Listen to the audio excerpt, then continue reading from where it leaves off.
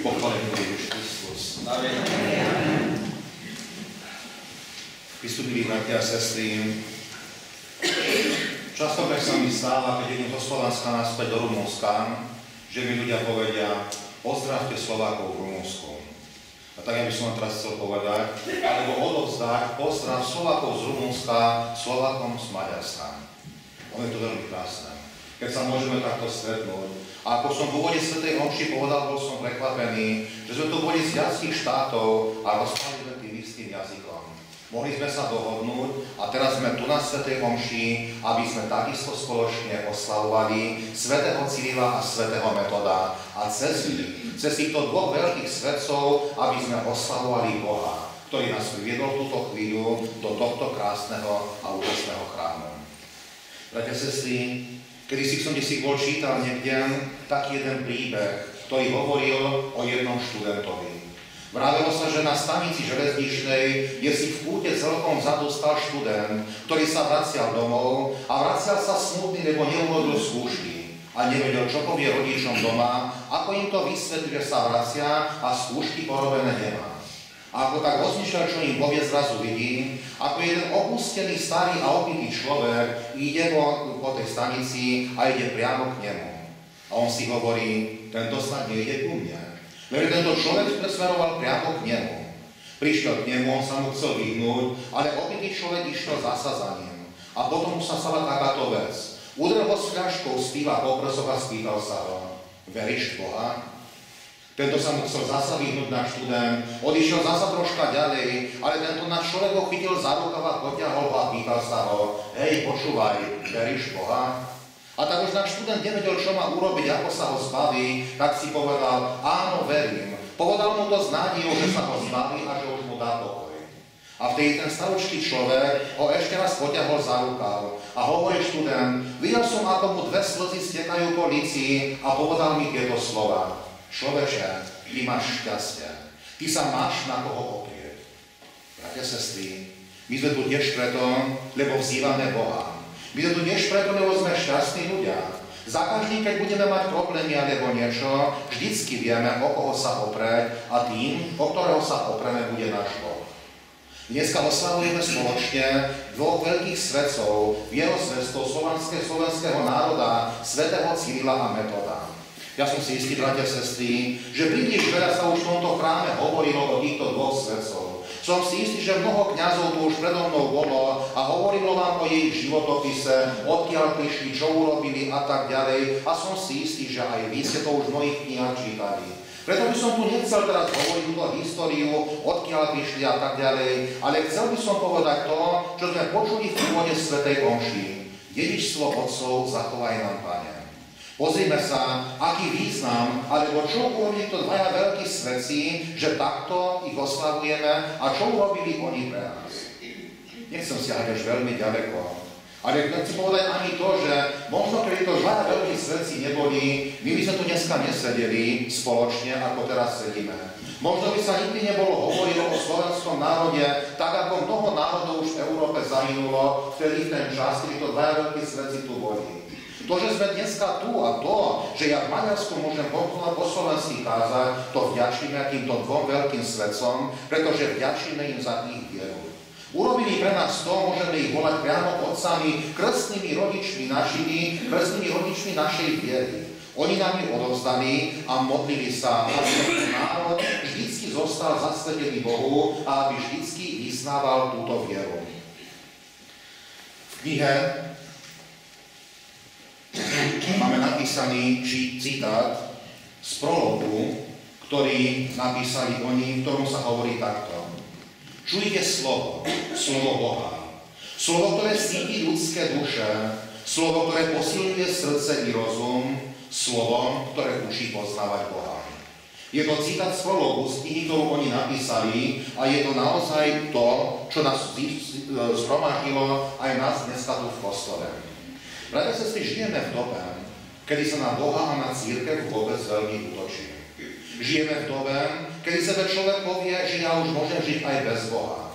Žijeme v dobe, kedy sebe povieme, aj cirkev je tu zbytočná. Žijeme v dobe, kedy cirkev zažíva alebo poznáva veľa útokov a veľa nepriateľov. Je to preto, lebo zlý duch je tiež medzi nami. Ak vieme a vyznávame to, že dnes existuje Boh, potom musíme si uvedomovať aj to, že existuje zlý duch. A tento bude vždycky na nás útočiť. Vždycky sa bude lepšie žiť bez viery. Vždycky sa bude ľahšie žiť bez viery, lebo vtedy človek nemá nejaké obavy, nemá nejaké zákony, nič ho nedrží niekde na úzde, aby robil to alebo ono. Viera ale, tá nám ukazuje, čo robiť máme. Ona nám ukazuje to, čo naozaj žiť máme. Ak budeme žiť podľa viery, podľa zákonov, ktoré nám dá Ježiš Kristus, potom budeme istí aj toho, že budeme dedičmi nebeského kráľovstva. My sme dneska nie v postore len preto, lebo sme nemohli sedieť doma v teple. Nie sme tu len preto, lebo sme sa tu chceli stretnúť, ale tu preto, aby sme spoločne oslavovali Boha. Toto robíme vždycky, bratia a sestry. Vždy to robíme, keď sa modlíme sami doma, ale vždycky to robíme v oveľa väčšej miere vtedy, keď sa zídeme v kostole. Kostol to je miesto, je to chrám Boží, je to miesto, kde všetci prichádzame a spoločne vzývame Boha a plníme, alebo dokazujeme to, čo nám niekedy Ježiš povedal. Kde sú dvaja alebo traja, zhromaždení v mojom mene, tam som aj ja medzi nimi. Medzi nami je Pán, bratia a sestry, aj keď ho nevidíme. Medzi nami idú aj radiové vlny a nevidíme ich a sme si istí, že sú tu. A je tu aj Pán, ale my ho uvidíme. Za chvíľočku budeme sláviť Eucharistiu. Za chvíľočku sa urobí najväčší zázrak našej viery, kedy sa chlieb a víno stanú telom a krvou Kristovou. A budete počuť, ako kňaz na konci omša povie pred svätým prijímaním: hľa, baránok Boží, ktorý sníma hriechy sveta, blažení sú tí, ktorí sú poslaní na hostinu baránkovú. Viete, kto sú tí ľudia, bratia a sestry? Viete, kto je poslaný na hostinu baránkovú? No vy všetci. Ja aj sami spoločne. My všetci sme poslaní na hostinu baránkovú, my sme neprišli do kostola len ako posluchači, ale sme prišli na hostinu, ktorú nám Pán vystrojil. Sme pozvaní k svätému prijímaniu, kde nám Pán bude sám dávať svoje telo a svoju krv, kde sa bude znovu a znovu obetovať preto, aby nám bolo dobré, aby sme ho poznávali, aby sme ho nasledovali a aby sme na túto hostinu mohli spolu s ním sláviť v nebeskom kráľovstve. Svätý Cyril a svätý Metod určite orodujú za nás. Určite pozerajú z neba na nás, určite sú šťastní, že môžeme tu takto spoločne tento sviatok oslaviť. My Slováci obyčajne oslavujeme tento sviatok 5. júla. Ale cirkev po celom svete ho oslavuje práve dnes, 14. februára, oslavuje po celom svete cirkev dnešný deň oslavuje. Oslavujeme ich ako spolupatronov Európy. Boli vyhlásení za spolupatronov Európy, lebo oni zasiahli nie iba do života slovanského národa, ale zasiahli vôbec do života Európy. Veď si predstavte, to bude revolucionári.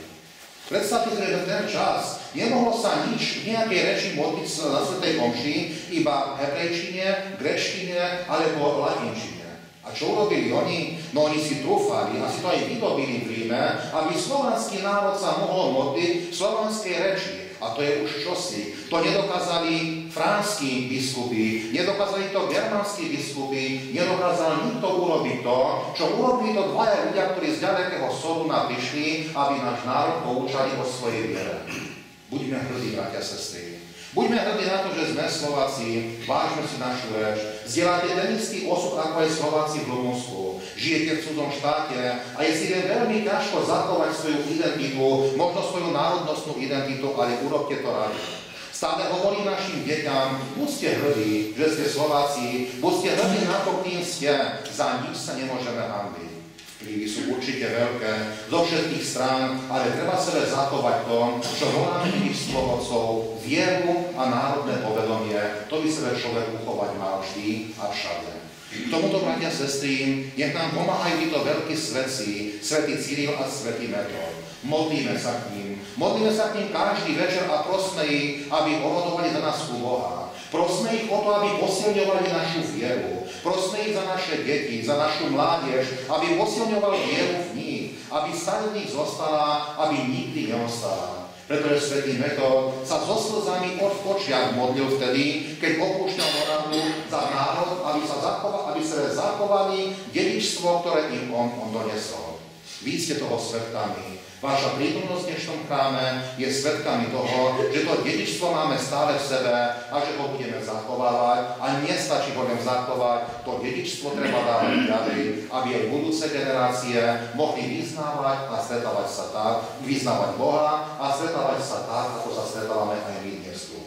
Ešte raz vám prajem príjemný večer, príjemnú zábavu, ktorú budete mať, oslavu, ktorú budete oslavovať. Ja osobne ešte raz vyjadrím veľkú radosť, že naozaj môžem byť tu medzi vami a že môžem spoločne s vami oslaviť svätého Cyrila a svätého Metoda. A zároveň s tým som aj začal, odovzdám vám ešte raz pozdrav Slovákov z Rumunska, Slovákov z Oradeji, z Madarasu, farnosti, ktoré spravujem ja. Oradeja to je Noľvárov, to skôr budete poznať po maďarským menom, hej, tam som ja kňazom a všetci odtiaľ vás pozdravujem. A tento pozdrav som odovzdal aj ja vám. Amen. Ďakujem.